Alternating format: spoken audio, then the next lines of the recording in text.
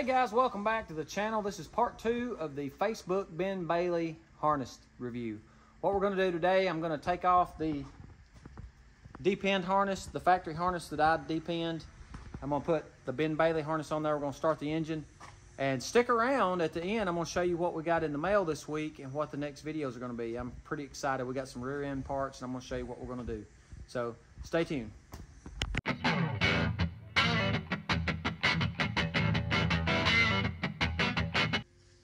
All right, guys, let's start by taking this old harness off and getting the new harness on. So let's get this taken off. I'll put you on time lapse and we will get the new one on, start the engine and see what happens.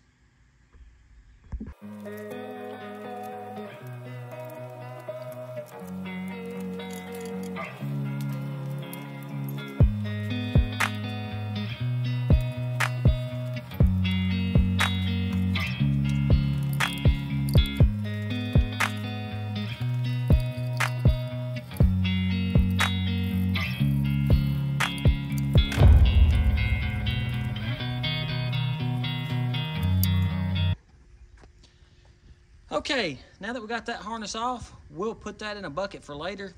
Might tidy it up and use it again to start another engine for another project. But now let's go get the Ben Bailey harness, get it put on here, and let's see if it will fire up.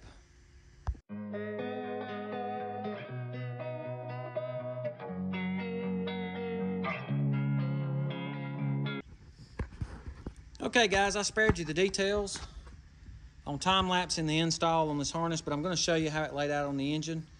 I'm really pleased, satisfied with the top wire and the connectors. They look good to me. Here's how it all laid out across the engine. Your oxygen sensors on the back, your vehicle speed sensors coming out of the back of the harness up here, and then going down, obviously you've got your other oxygen sensor. Going down to the controller, you have extra wire to put this inside the cab. That is plenty with your 2-inch grommet. And then basically all I did was hooked it up just like I did my last engine test, and we'll test fire it.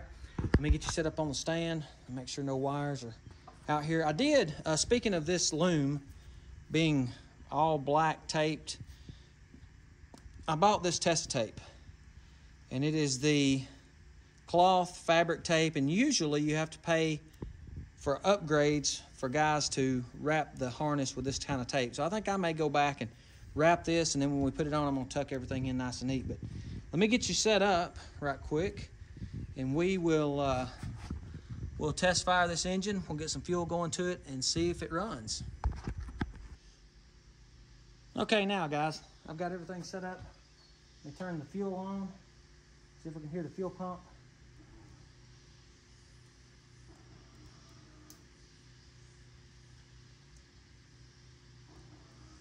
There's the fuel pump.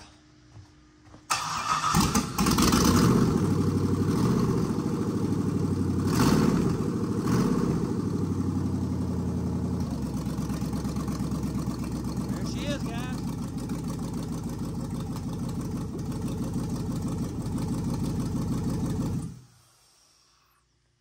Okay, guys, that's going to end part 2 of the Ben Bailey Facebook harness review. I think for the money, the wire quality and the connector quality is there. That's my opinion. I put it on the engine. You saw it. It fired right up. All I did was power up the harness with the 2 starter connectors or battery connectors, and then the relay switch.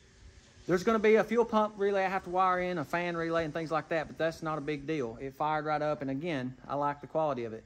The only thing I didn't mention is in the last couple of videos is if you look inside of these pins, you can see, like that one right there, it doesn't have a weatherproof pin in it. This is going inside my truck. It shouldn't matter, but for those of you that are going to put it on the outside, be sure that if you're going to put it under the hood in your engine compartment, that you get some of those weatherproof pins that goes inside of the connectors. Other than that, I'm going to wrap it with Tesa tape, give it a little better look than just the black plastic wrapped around the loom. And that, I'm going to run it. So I told you I got some parts in. Let me show you that real quick before we go.